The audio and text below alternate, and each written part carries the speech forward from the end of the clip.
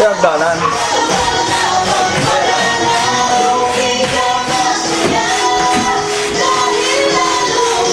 Ito yung kwarto ni Grace.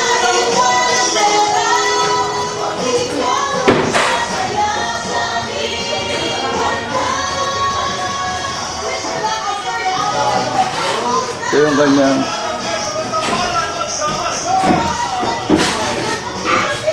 dating bintana.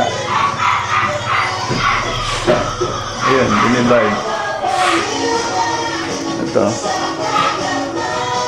Papunta naman. Kwarto nila Carlo. Ito yung bintahan dati. Ginawa ang baga ano na. Ito. Ito yung bintahan na dati. Yan ang division. Ito yung dati hagdanan sinaraduhan. Ang bintana natin dati dito sa gagilid. Ginawa mo. Yan ang division sa itaas. Yan. Yan, alabas lang yan. Hagdanan. Sa gilid. Kahit walang pera, mukha na mga artista. Yun! Ang pagkalarin ng balasubas. At ang isang malahura. Na pinukulis ang sulang si Chris Chubel! Siyempre mga kaibigan, mawawala pa naman ang aking kapartner. Ang babaeng nag-uumapaw ang alindog. Palahura ng radyo, siya'y bantog-bantog.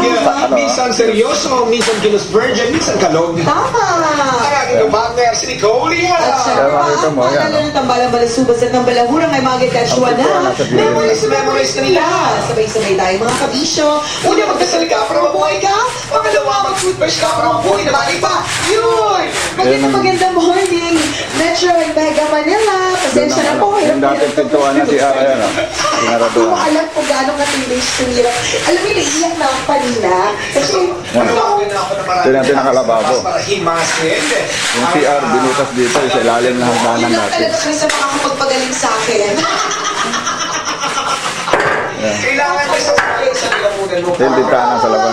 Sagad na sagad ba? Pinalitan na ni Christian. Yan. Gracious Ito rin na pintuan. bongga-bongga. Parang pa-horror. Palabas. Kakaloka Harap talaga, natin oh. yung bahay ni Ate Bonnie. Oo nga eh. Dun sa mga relate sa amin. Kaya